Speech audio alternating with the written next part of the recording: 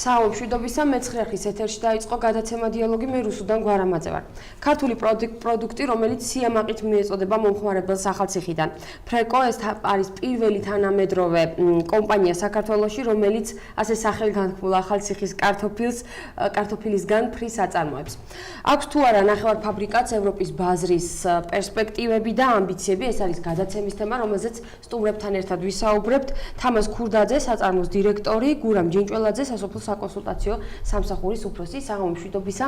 მადლობა პირველ რიგში სტუდიაში მოგბრძანებისთვის. სანამ საუბარს დავიწყებთ ამ თემაზე, მე მინდა შემოგთავაზოთ სიუჟეტი ფრეკოს საქმიანობის და საწარმოში სამუშაო პროცესის შესახებ. მადლობა. ეს საქართველოში წარმოებული პირველი კარტოფილი ფრია.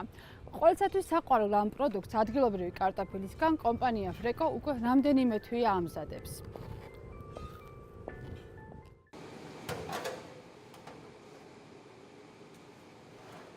ეს იდეა გაჩნდა 2010 წელს უნივერსიტეტში, ეს იყო ჩემი სადიპლომო პროექტი.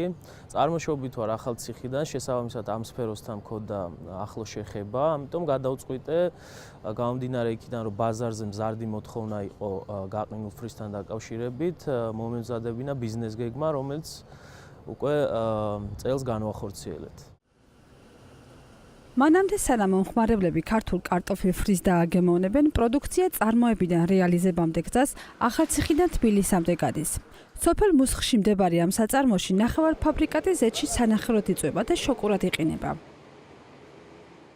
ჩვენ ვიყენებთ წარმოებაში სრულად ახალციხის კარტოფილს, რომელიც ეკოლოგიურად სუფთა გარემოში მოყვავს.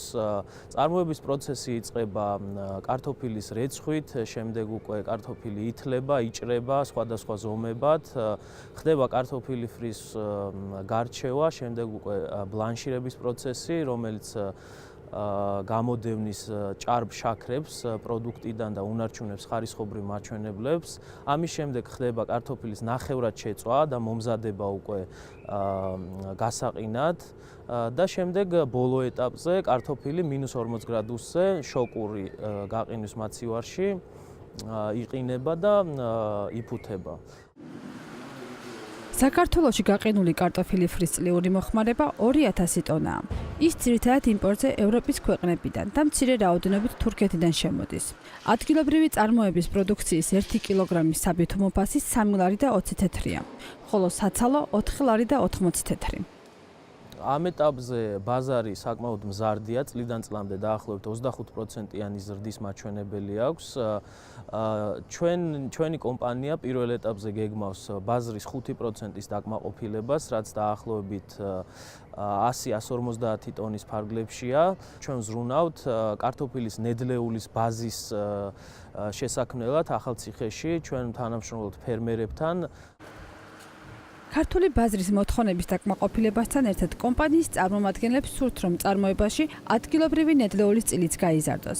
კარტოფილი ფრის საწარმოებლად საჭიროა კარტოფილის სპეციალური ჯიშები, დაბალი შაქრიანობის შემცველობით და მაღალი მშრალი მასით. საქართველოში გავრცელებული ჯიშებიდან ასეთებია აგრია და ჯელი. კარტოფილი ფრის 1 კილოგრამის წარმოებისთვის საჭიროა 2 კილოგრამი კარტოფილი. ამ ეტაპზე ჩვენი წარმოება მოიცავს დაახლოებით წელიწადში 200 ტონას. წარმოების 50% თავად მოგვყავს ახალციხეში, ხოლო 50%-ს ვყიდულობთ ფერმერებისგან. ფრეკოს ბრენდით პირველი ქართული კარტოფილი ფრის საზოგადოებრივი კვების ობიექტებსა და ჰიპერმარკეტ აგროჰაბში უკვე გამოჩნდა. კომპანიაში აცხადებენ, რომ მომავალში წარმოებასთან ერთად საკუთარი მეურნეობის გაზრდასაც გეგმავენ, თუმცა ამავდროულად კარტოფილის გლეხებისგან შესყიდვას გააგრძელებენ.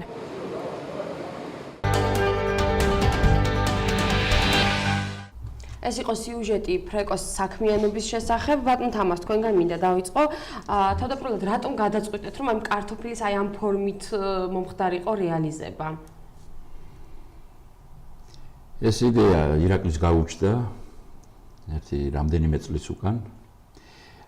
სადიპლომო ნამუშევარიც ჰქონდა ამ თემაზე. ჩატარებული ჰქონდა კვლევები და ბაზარი და საქართველოს სულ იმპორტულ ფრის მოიხმარს. ამიტომაც გაჩნდა, რომ როგორც რეგიონი კარტოფილის მეკარტოფილეობის და განსაკუთრებულად ახალციხის კარტოფილი განთქმულია საქართველოშიც და ფარგლებს გარეთაც გაჩნდა იდეა, რომ ადგილზე დაგვემზადებინა კარტოფილი, რომლის მოთხოვნილება ძალიან დიდია საქართველოში. 100% იმპორტული საქონელი შემოდის, არ აქვს საკუთარი წარმოება და ამიტომაც გაჩნდა იდეა და გასულ წელს თავის თანაკურსელებთან, თანაჯგუფელებთან დააფუძნეს კომპანია. თუმცა ბატონ თამაზ, აქ სწორედ ის, რომ საქართველოში არ იყო მსგავსი კომპანია, რომელიც აი ასე ამ ფორმით ამზადებდა კარტოფილს, ეს გარკვეულწილად რისკებთანაც იყო დაკავშირებული, როგორ შეძლებდა თქვათ პირველი კომპანია, პირველი ქართული კომპანია, თუნდაც იმ კონკურენციის გაწევას, უკვე საკმაოდ ფესვს გადგმულ იმ კომპანიებთან, ხო, რომლებიც ამარაგებდნენ ეს იმპორტული საქონელი. ალბათ პირველი ნაბიჯი მაინც გადაგვადგმენა იმას, რომ ახალციხის კარტოფილი გემოვნებით თვისებებით ძალიან კარგია. ანუ ეს იყო თქვენი ნიშა, რითაც გქონდით, რომ ამასთან ერთად ჩვენი კარტოფილი არის ნატურალური. არანაირი ქიმიური შემადგენლობა და მის დამზადების დროს არ იხმარება. ნატურალური პროდუქტია ჩვენი. ამიტომაც გაჩნდა იდეაც და რისკიც იმისა, რომ ჩვენი კარტოფილი იმუშავებდა ბაზარზე. აი ეს ვინც დააგემონა, ნამდვილად მეორედ აღარ ჭირდება მას რეკლამა რომ მიიღოს და ძირითადი მომხმარებლები ეს არის კვების ობიექტები თუ აი ამ ეტაპზე ძირითადი მომხმარებელი მაინც რესტორნები თბილისში, რომელიც ძალიან მოიხმარენ, ბევრს მოიხმარენ იმისათვის, რომ ჩაანაცვლონ იმპორტული ფრი, გაყინული ფრი. გასაგებია, მოგვიანებით დაგიბრუნდებით გურამთან და გადავიდე კითხვით. გურამ, ეს არის პირველი საწარმო და პირველი მცდელობა, რომ ახალციხის კარტოფილი სხვა ფორმით ნახევრად დამუშავებული გავიდეს ბაზარზე და რეალიზაციაზე. აი ეს ფაქტი, რომ ეს იყო ახალციხის კარტოფილი და ეკოლოგიურად სუფთა, როგორ ფიქრობ, აი ამ კონკურენციაში და ბაზარზე, აი ამან რა როლი ითამაშა? რა თქმა უნდა, დადებითი ეკონომიკის თვალსაზრისით, მაკროეკონომიკურ თვალსაზრისით შეიძლება ძალიან მნიშვნელოვანი წვლილი იყოს ეს, მაგრამ პირველი ნაბიჯია. ეს არ არის დიდი საწარმო, პირდაპირ ვილაპარაკოთ, მაგრამ ეს ასე ვთქვათ, პირველი ნაბიჯისთვის საკმაოდ ესეთი გაბედული რისკიანი, ასე ვთქვათ, ბიზნეს იდეაა მაინც, იმიტომ რომ ვიცით რომ ასე ვთქვათ, როგორც შენ თქვი, ასე ვთქვათ, ფესგადგმული კომპანიები, იმპორტის კომპანიები ძალიან აქტიურობდნენ აქამდე და არავის არ სიამოვნებს თავის ამ ბაზარში, ასე ვთქვათ, ახალი მოთამაშის, ადგილობრივი მოთამაშის შესულ და რა თქმა უნდა, ეს გარკვეულ რისკებს რა თქმა უნდა შეიძლება, მაგრამ ქართულა ბიზნეს იდეის ქართულა აბსოლუტურად სწორია და ძალიან კიდევ უფრო მეტი პერსპექტივა და გაფართოების უფრო მეტი პოტენციალი აქვს ამ ბიზნესს. როგორ ფიქრობთ, მანამდე რატომ არავის გაუჩნდა ეს იდეა, ან რა იყო თავისი იდეები არსებობს არა მარტო კერძო სექტორში, არამედ თუ გავიხსენებთ ჩვენი ყოფილი მერის იდეა. დიახ, ჩიფსების ქარხანა იყო. ანუ რატომ აქამდე ვაშინ ვერავინ ვერ შეძლო, რომ აი კარტოფილის რაღაცნაირად საწარმო გადამუშავება. სპეციფიკური ბიზნესია, კვების ასე ვთქვათ, საკვები პროდუქტის გადამუშავება, არ არის ეს ასე ვთქვათ, რაღაცა დეტალის დამზადება ელემენტარულად, რომელიც მალე ფუჭებადია. და ასე შემდეგ. ყველა უყურებს სწრაფ მოგებას და აქ სწრაფ მოგებაზე არ არის საუბარი, ალბათ ბატონი თამაზი დამეთანხმება და ირაკლი რა თქმა უნდა, იმიტომ რომ ეს არის გრძელვადიანი, გეგმაზომიერი ბიზნესი. მე ირაკლის დიხანია ვიცნობ მისი ასე ვთქვათ იდეებს თავიდანვე ვიცნობ და ახლავე 5 წლის წინ უკვე და ეს და რეალურად ახლა ამ თუ გადავხედავთ რაღაც გარკვეული წლები მაინც დასჭირდა ამ ბიზნესის რეალობაში მოქცევას და რა თქმა უნდა შეიძლება ეს პირველი ნაბიჯი გადგეს ასე ვთქვათ მისაბაძი მაგალითი გამოდგეს და სხვა ასე ვთქვათ კომპანიებმაც დაიწყონ ანალოგიური ან მსგავსი ასე ვთქვათ პროდუქტების გამოშვება. ეს არ არის გამორიცხული და ეს მხოლოდ დადებითად წაადგება ისევ და ისევ მომხმარებელს და ბაზარს. ბატონ თამაზ, თავად აი ამ საწარმოს შესახებ რომ ვთქვათ, ირაკლის სიუჟეტში მოყვა ეს რა პროცესი გადის, მოკლედ კარტოფილი მოსავლის მოწევიდან მის შემდეგ სანამ დახზე მოხდება. წელიწადში რამდენი ტონა, ანუ ბრუნვა როგორია, რამდენი ტონა კარტოფილის გადამუშავება სახერხდება ხერხებთ ამაზეც რომ ვისაუბროთ. ნუ წელს უკეთესად მოვემზადებით ალბათ და ჩვენ გვექნება ნედლეული საკუთარი. გასულ წელს არ ვიყავით ამისთვის მზად. და ბევრი რაღაცებია, როგორ გონა რომ კარტოფილი მარტო გათალე და შემწვარი მიირთვათ ძალიან რთული პროცესია. მე ნამდვილად დავბერდი სოფლის მეურნეობაში და კარტოფილს არ ვიცოდი ასეთი რაღაცები რომ ჭირდებოდა. მაგრამ მე მგონი პირველი წელია რომელმაც მოგცა რაღაცა გამოცდილება, ვისწავლეთ უბრალოდ ბევრი რაღაცეები.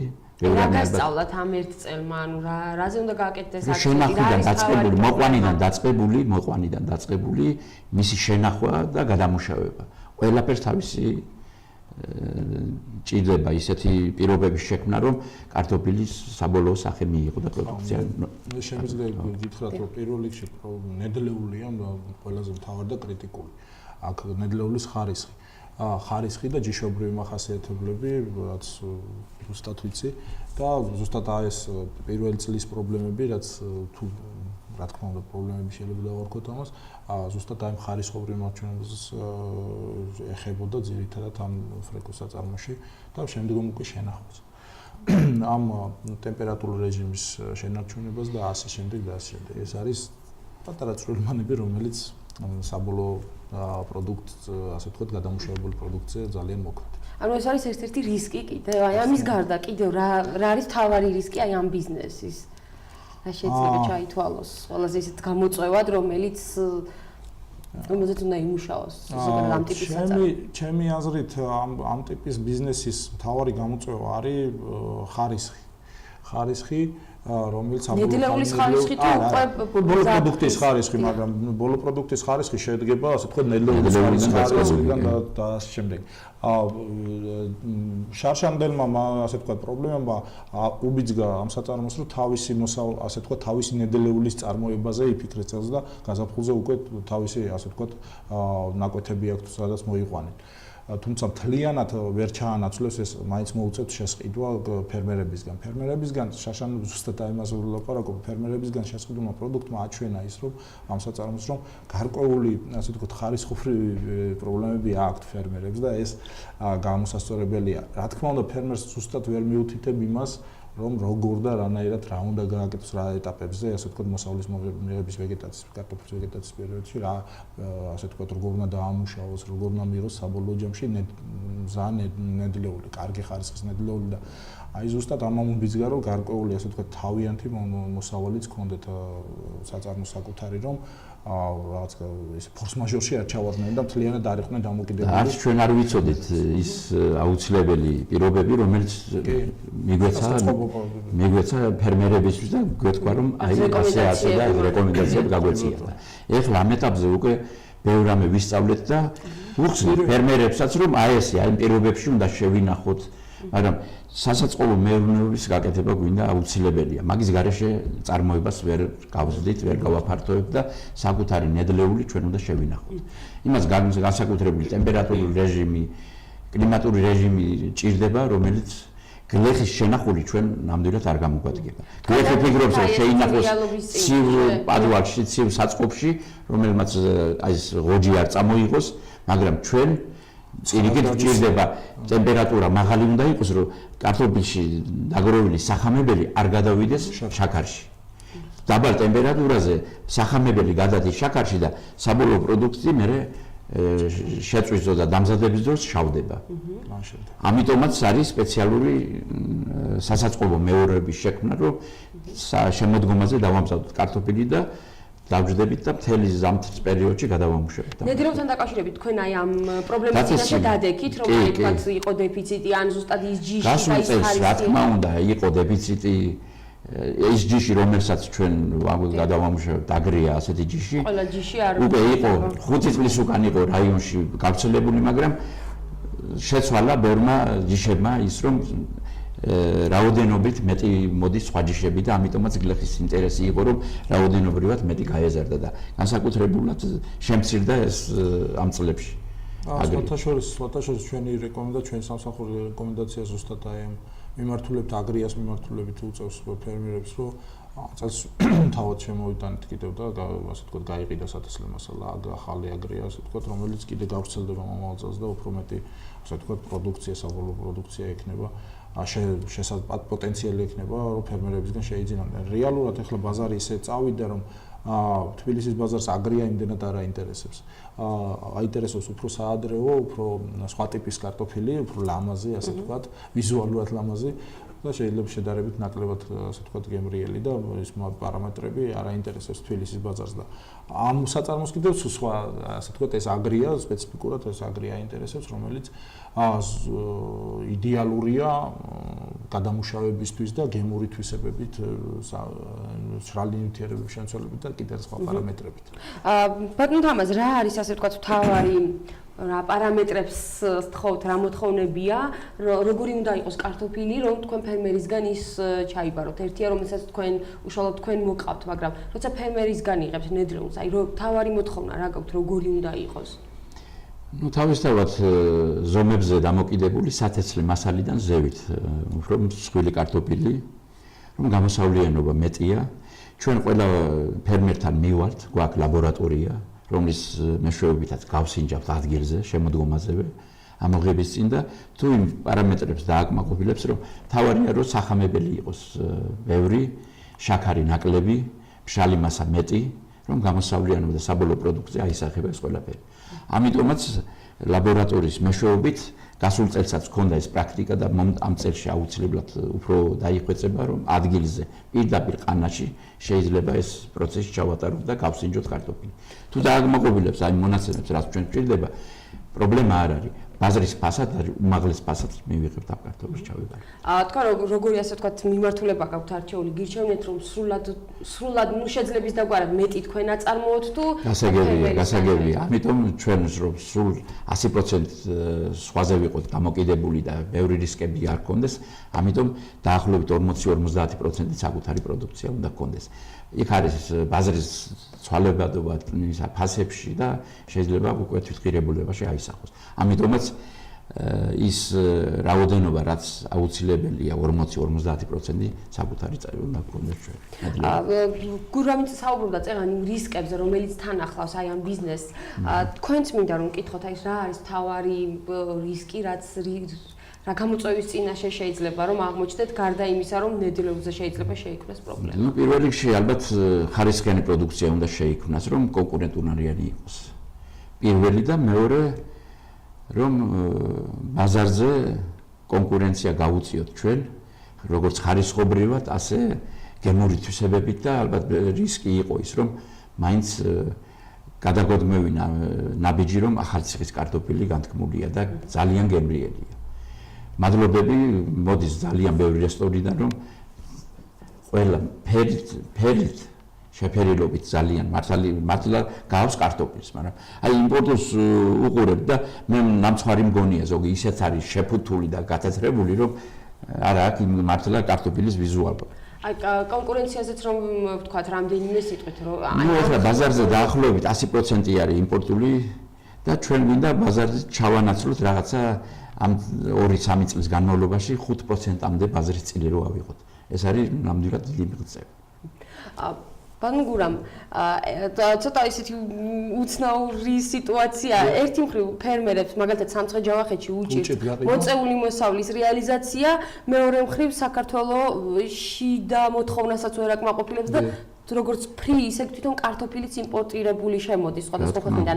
აი ეს რაღაცა ურთიერთგამომრიცხავი სიტუაცია და რატო ხდება, იმიტომ რომ არაერთ ფერმერი ჩივით რომ ასობით ტონა კარტოფილი დარჩა რეალიზაციის გარეშე. აქ არის კომპლექსურად შეიძლება მივუდგეთ და ვისაუბროთ რამოდენიმე პრობლემაზე. ეს არის პირველი მოსავლიანობის პრობლემა მაინც. იმიტომ რომ საშუალო მოსავლიანობა ქვეყანაში გვაქვს საკმაოდ დაბალი. და ამიტომ შესაბამისად თვითღირებულება 1 კილოგრამზე გადაანგარიშებით მეტი გამოდის და ეს არის კრიტიკულად მნიშვნელოვანი. მეორე ის არის რომ ფერმერს არ აქვს საშუალება შეინახოს დიდხანს კარტოფილი. რეალურად მოსავლიდან, ანუ იმ დაბალი მოსავალს სიტყვაზე მოიყვანს 20 ტონას ჰექტარზე, არ არის მაღალი მაჩვენებელი, როცა აგერ მეზობელთა ქვეყნებშიც და ევროპაში განსაკუთრებით 50-დან 60 ტონამდეა, დაახლოებით 2.5-3 ჯერ მეტია მოსავლიანობა, საშუალო მოსავლიანობა. სიტყვაზე 20 ტონა მიიღო და დაახლოებით ეს არ არის რაღაცა ფანტასტიკის სფერო, დაახლოებით ამ რაოდენობიდან 1-3 ტონას ყარი ის კიდე. უხარისხოა, ან უხარისხოა, ან ჭიის ნაჭამი, ან რაღაცა სიდამლე. რეალიზაცია ნაკლებია. ანუ რეალიზაცია, ან წვრილი, ან რაღაცა ასე შემდეგ და ეს კიდევ უფრო ამძიმებს თვითღირებულებას, უფრო ზრდის.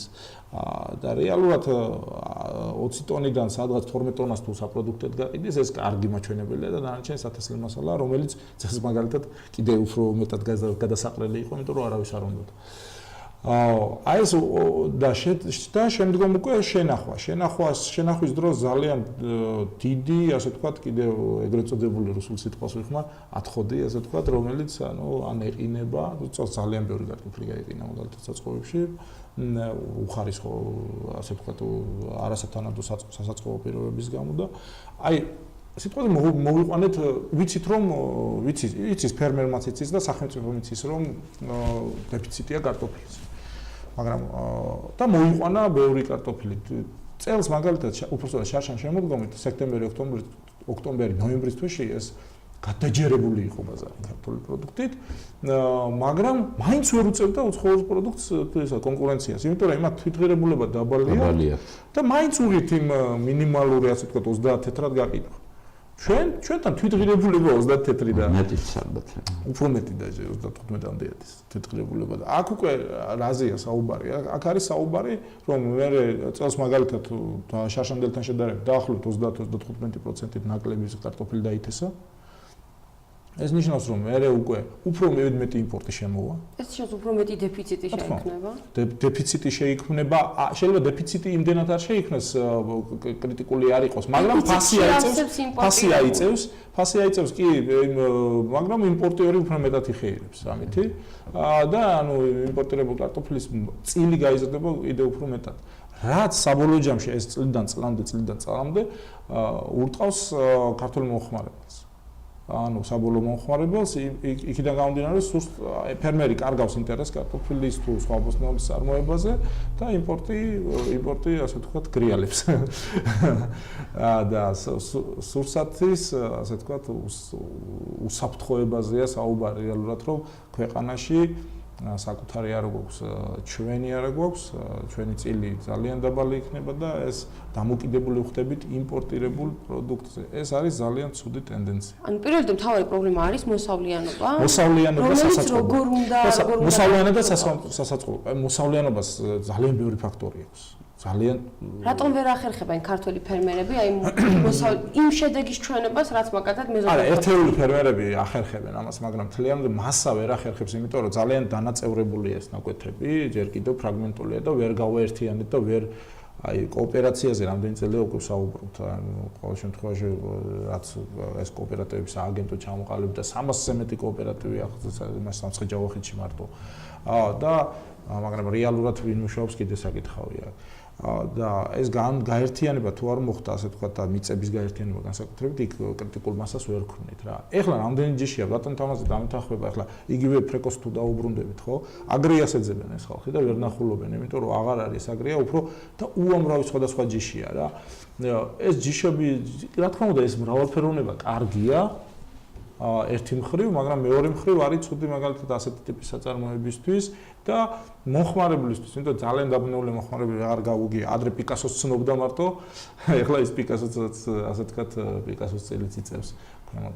ძალიან ბევრი, ასე ვთქვათ, კომპლექსური პრობლემაა მოსავლიანობის თვალსაზრისით, მაგრამ მეორე არანაკლები მნიშვნელოვანი არის ეს სასაწყობო მეურნეობები. აი მოვიყვანეთ სიტყვაზე, აი მოვიყვანა ფერმერმა 60 ტონა საშუალოდ მოსავლიანობა, ხო? ანუ ოქონდა 20 ტონა ერთ წელიწადს და უცბად მეორე წელიწადს მოინდომა დააკლა თავი და 60 ტონა საწა იყოს. ანუ საწა იყოს, ცდილობს რომ ეს ჭარბი კარტოფილი გაყიდოს შემოდგომითვე, იმიტომ რომ შეინახოს იძულებული ხდება და კაპიკებში გაყიდოს ოქტომბერში, ნოემბერშიც ვერა, იმიტომ რომ ნაკვეთიდან იყიდება ძირითადად. არ არის ამისი უბრალოდ შენობები და საწყობები არ არის ამისთვის მზად. იგივე ფრეკოს ახლა უჭირდება, მე მგონი 150-200 ტონაზე მეტი არ ჭირდება კარტოფილი და ამის შესანახი არ აქვს შეერჯერობით. ეხლა ცდილობენ ზუსტად თუ იცი რომ ეს პროექტი ამუშავებენ რომ თავისი სასაწყობო ფართი კონდეს. ახლა 200 ტონა არის სულ საშუალო ნორმალურ მოსავალ რო იყოს 5 ჰექტარის ასე ვთქვათ 5 ჰექტარზეა საუბარი და რა ვიცი, ყველა ფერმერს კი არა და სოფლებში და იმაში არ არის ამისი შესანახი ფართობები. აქ რატომ არის აუცილებელი სასაწყობო მეურნეობებზე რატო ვლაპარაკობ? იმიტომ რომ ეს შეინახოს არა მარტო ზამთარში, არამედ ივნისის თვემდე რატო არ უნდა იყოს შესაძლებელი რომ შეინახო კარტოფილი რომ თანაბრად გაიყიდოს, ფასი თანაბარი იყოს მომხმარებლისთვისაც, თბილისის თუ ქუთაისის, ბათუმის თუ ახალციხის მომხმარებლისთვისაც, ქალაქელისთვის ასე ვთქვათ. და პიკირებს, ძალიან პიკირებს ფასები. ეხლა ღირს 2 ლარი სიტყვაზე ახალი კარტოფილი, მერე აგვისტოში მარნეული რო შემოვა გახდება 25 თეთრი, მე ცოტა ოდნავ მოიმატებს და მე ისევ დაეცემა და ესე ლავირებს და პიკირებს ეს ფასები და ასე დაუგეგმავად და ისა ვერც ფერმერი ვერ თulis ვერაფერს, ვერც ბაზარი და მარტო ზის და რა ქვია იმპორტიორი დაინახავს, აიწევს ფასი და შემოიტანს და კაი ხერს უნახავს. და რჩება გლეხი და დაახლოებით არა მარტო სამცხე-ჯავახეთში, შიდა ქართლში, ქვემო ქართლში და რაჭა-ლეჩხუმშიც აწარმოებენ კარტოფილს შედარებით მაინც. ყველა ეს ფერმერი რჩება ღარიბი. ასე იგი.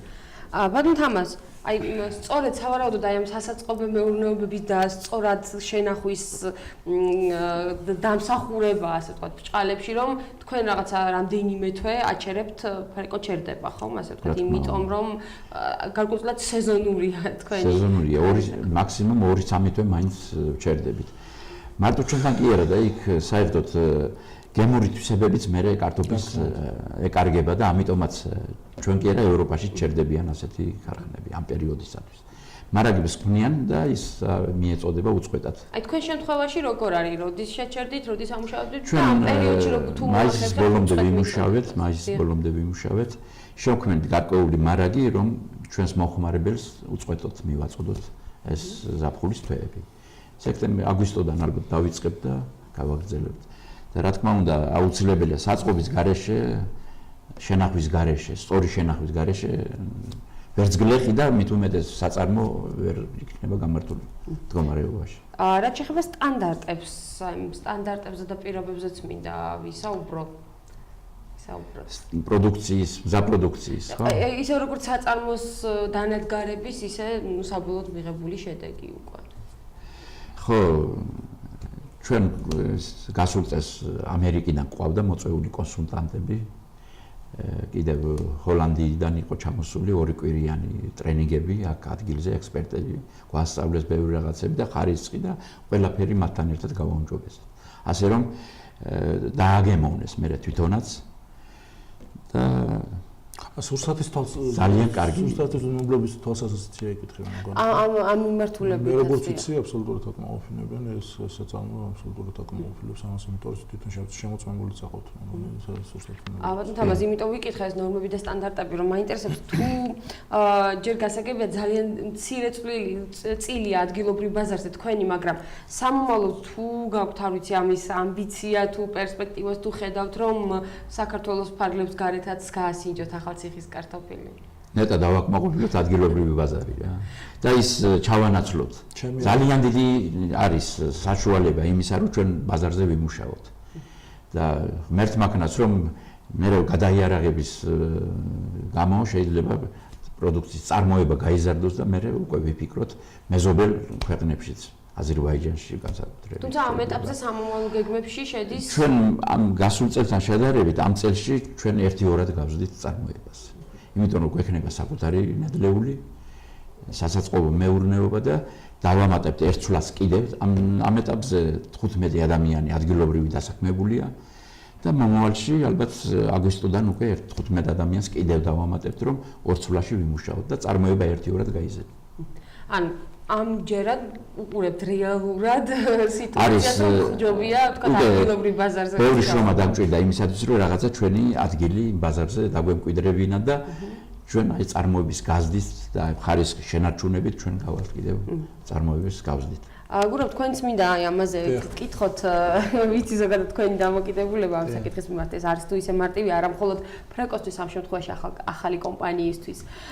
ზოგადად ეს საქართველოშიც სიახლეა, მაგრამ აი ამაზე რომ ვისაუბროთ, კარტოფილის ამ ფორმით რეალიზება რამდენად პერსპექტივა აქვს ამას ჩვენ მეზობელი ქვეყნებში, ევროპის ბაზარზე? ამ ეტაპზე არ მგონია რომ ესეთი დიდი გეგმები დავისახოთ, რეალურად თუ ვილაპარაკებთ, არარეალისტურია ეს ამბავი, რომ ამ კუთხით დავიწყოთ აუცილებლად ევროპაზე დამიზნება, იმიტომ რომ ჯერ შიდა ბაზარია გვაქვს საკმაოდ სერიოზულად ასათვისებელი და როცა ავალთ სადღაც ამ შიდა ასე ვთქვათ წარმოებაში და შიდა ბაზარზე ფრეკოსნაირი კომპანიები ავალ სადღაც 60%-ზე, მე უკვე უნდა იფიქრო გასვლას. და ჯერ ამ მაჩვენებლამდე საკმაოდ ბევრი დრო და ასე ვთქვათ რესურსებია დასახარჯი, რომ ეს ბაზარი ასე ვთქვათ აითვისოს ასეთმა კომპანიებმა, მაგრამ აუცილებლად უნდა იფიქრო ეს უნდა იყოს გაწერილი ესეთი გეგმაზომიერი ბიზნეს გეგმა, რომელიც წლების განმავლობაში უნდა მიაღწიო და რა თქმა უნდა შეიძლება რაღაც ხარვეზები, ასე ვთქვათ, პრობლემები იყოს სხვადასხვა წელიწადს, მაგრამ ეს გეგმა უნდა დაისახო. უბრალოდ აქ არის მეორე საკითხი რა. ევროპის ბაზარი საკმაოდ მომთხოვნია, კიდევ უფრო მეტად მომთხოვნია, ვიდრე სტანდარტების თვალსაზრისით და არა მარტო სტანდარტების, არამედ მე გეტყვით ფერის, ჯიშის და ასე შემდეგ უფრო მეტად გემური თვისებებით და ასე. ელემენტარულად გეტყვით, აი მაგალითად მაკდონალდსი.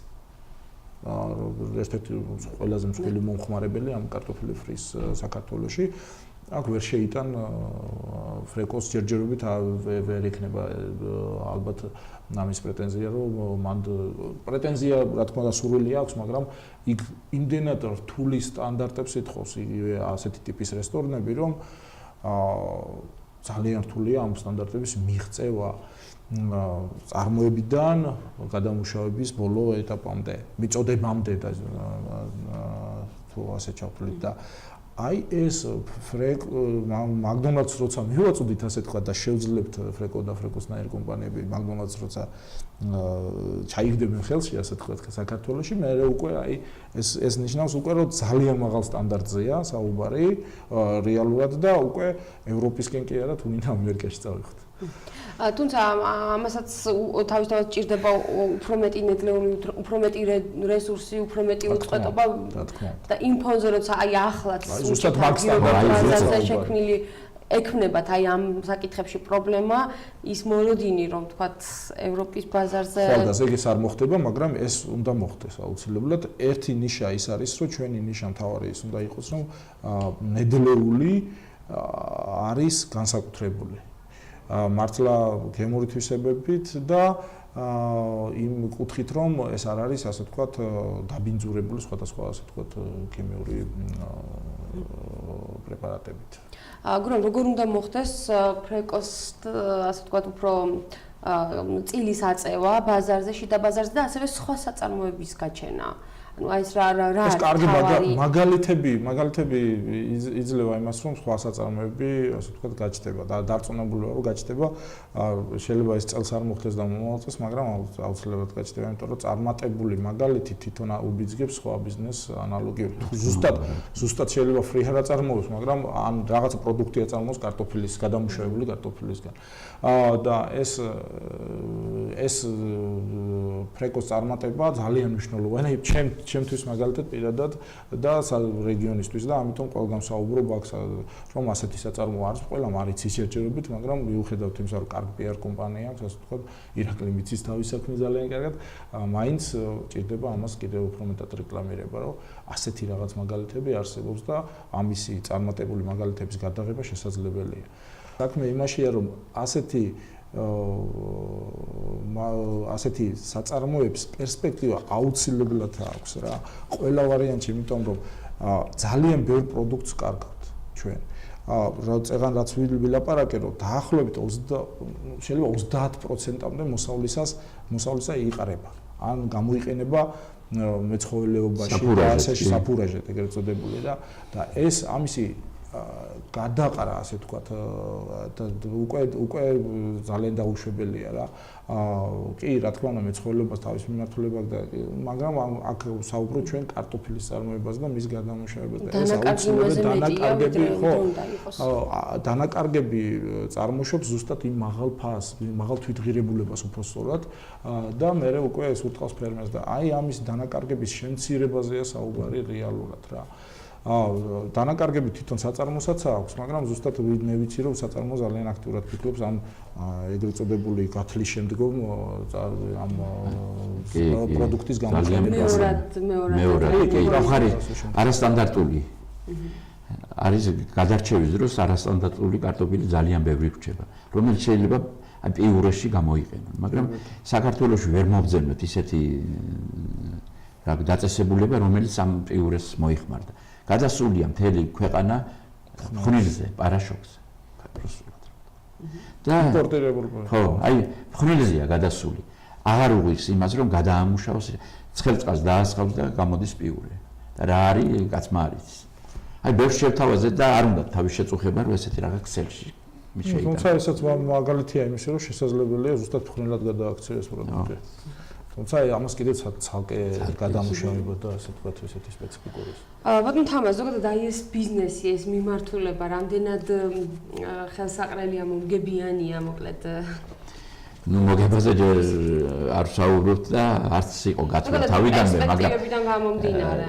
ჩვენი პირველი აი ირაკლიმ ძალიან კარგად ბიზნესის მიმართულებით დიდი განათლება აქვს მიღებული და პირველი რამდენიმე წელი აი ნულოვანი მოგება, აი ესეთი რაღაცა არის ტერმინი, რომ აი ნულოვანი მოგები. მე ზოგადად აი ამ მიმართულებაზე ის ხარჯები, რაც არის ყოველდღიური ხარჯები, რომ დაიფაროს, თავარი ეს არის, თორემ მოგებაზე მე წარმოების გაზდით, დანახარჯების შემცირებით მე მოგებაზე ვიფიქრებ. სწორედ ამას მომვა ეს მიმართულება კარტოფილის ამ ფორმით გადამუშავება. რა თქმა უნდა, მოგცემს საბოლოო ჯამში მოგებას და კმაყოფილი იქნება კომპანიაც დასაქმებული პერსონაჟი და ყველა. ბიზნესი იმიტომ არსებობს. თუ არ განვითარდა მოგებაზე თუ არ არის ორიენტირებული, ეს ბიზნესი არ არის. რა მკითხოს იმიტომ ვსვამრობ, თქვა იგივე რისკი უფრო მეტი ხომ არ არის, იმიტომ რომ აქამდე არ გამოჩენილა ისეთი ბიზნეს ოპერატორი ან ადამიანი, რომელიც აი ამ მიმართულებით დაინტერესდებოდა. არა მგონია, მე ვიტყვი, მაგრამ ძალიან ბევრი რაღაცა შეიძლება იყოს ჩიპსების ქარხანა მაგალითად საქართველოში არ იყო, მაგრამ უკვე არის. რამოდენიმე წელია უკვე ფუნქციონირებს ახლა და თუმცა მაინც ბაზრის წილი დიდი არ აქვს, მაგრამ მაინც უკვე არის. ახლა ჩიპსებს დიდი ხანია საქართველოს მოიხმარდა, მაგრამ არავის არ გაშენია ეს იდეა და გაუჩნდა თან უცხოელს. ეს და უცხოელისა ეს ქარხანა ჯანფრედი პოლსენს. ხო და მოკლედ ასეთი რაღაცა უკვე არსებობს. არის კიდე პატარა საწარმოები იგივე ჩიპსების, ხო? ეხლა უკვე ფრის საწარმოები გაიხსნა პირველი მერცხალია, მაგრამ უკვე არის. ანუ დროს მოაქვს ეს ყველაფერი, ეს არ არის ასე რომ იდეები არის, მაგრამ უბრალოდ შესაბამისი დროა ეთყობა, შესაბამისი დრო მოვიდა ამ ბიზნესის განვითარებისთვის. ბატონ თამაზ.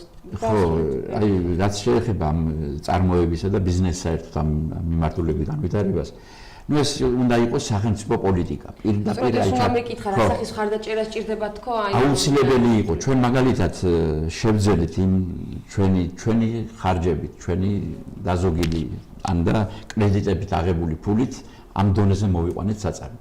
აი თავიდანვე რო ყოფილიყო, სტარტაპს არ აფინანსებენ.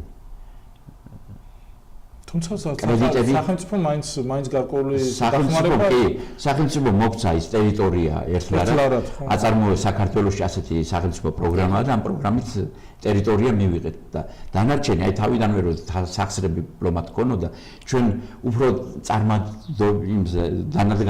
დანადგარებს შევიძენდით ისეც რომელიც უფრო მეტს გადავამუშავებდით. ამიტომ იმ თანხებთან შედარებით ისეთ შევარჩიეთ რომელიც ჩვენ მიგვიწვდებოდა ხელი. და რო ყოფილიყო აი გაბედული ნაბიჯები საბანკო სექტორიდან დაბალპროცენტიანი კრედიტებით შეიძლებოდა უფრო მეტი რომ მე 2-3 წელში აღარ დაგვჭირდებოდა ამ დაზგების გადაიარაღება და შეცვლა.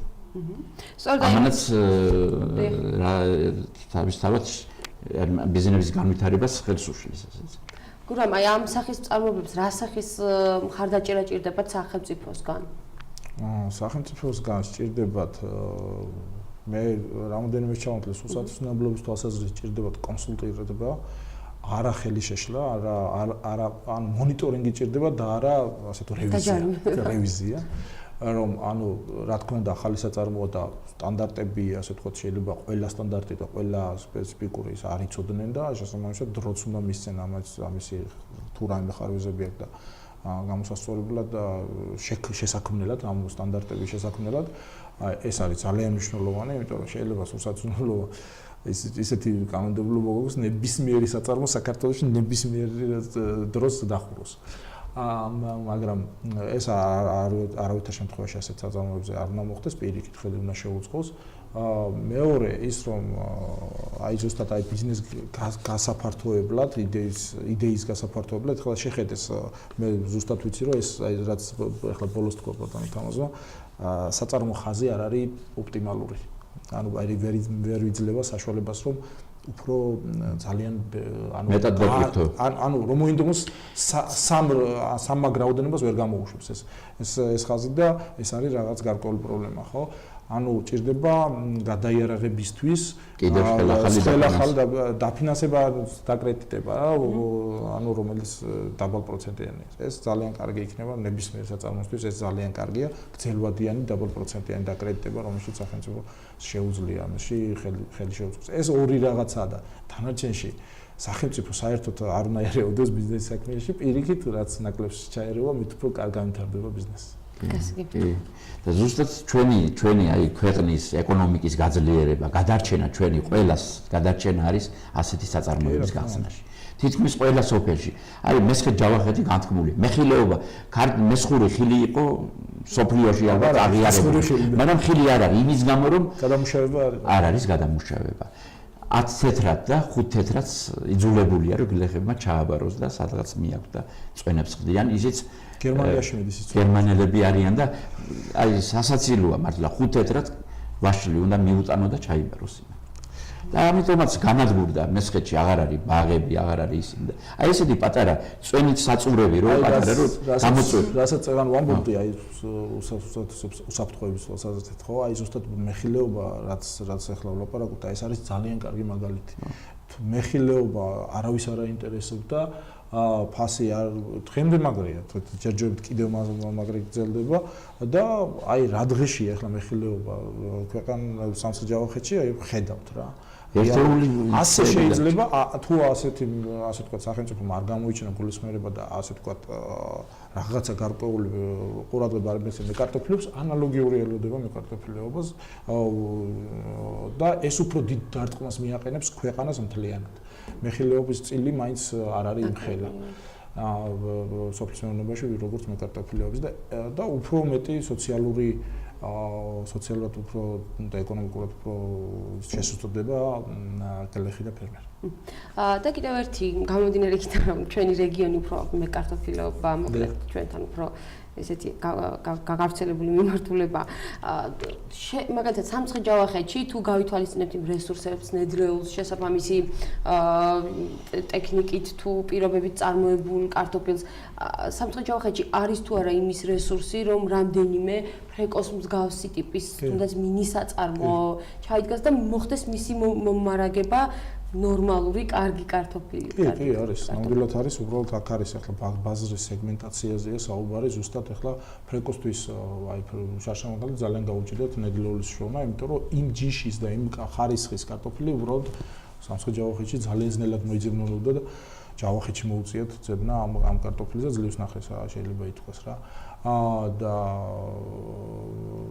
თუ მოემზადება, ასე თქვა, თუ ფერმერს ეცოდინება, რომ აი ამ საწარმოს ეს უნდა და ამდენი უნდა, რა თქმა უნდა, მოემზადება გლეხიც და შესაძაც აიღებს და სიტყვაზე იმ ჯიშს ისეთ ათესავს ფერმერებს გაჩნდა ძალიან დიდი ინტერესი რომ რომელი კარტოფილი და ჯიშები და უკვე არის დაინტერესება იმის არის კი გურამენ იცის რომ უკვე აგრის თესლი რამდენიმე უკვე შეიძინა ბევრმა რომ იმისთან დაკავშირებით რომ შემოდგომაზე ის გარანტირებულად მოიტანს და ჩაგვეპარებს. ანუ არის ერთგვარი შეიძლება რომ თქვენ კი, აუცილებლად ერთმანეთის გარეშე ჩვენ ვერ ვიარსებთ. ამიტომაც ფერმერებიც უნდა ჩაერთოს და აი რამხელა რაღაცა შეიძლება გაკეთდეს რომ ჩვენი ურალის ზონა ამხელა 5-6 სოფელია და ასპინის რაიონიდან ახალქალაქშიც არის სოფლები რომელთანაც შეიძლება და ამ ჯიშს იციან და მისდევენ ამ იმას და უფრო მეტი დაინტერესება და ჩაებება ხალხი ბიზნესში და შემოსავლის წყალ. აღარ დაჭირდება თბილისში, აღარ დაჭირდება ახალციხის ჩამოტანა და რაღაც.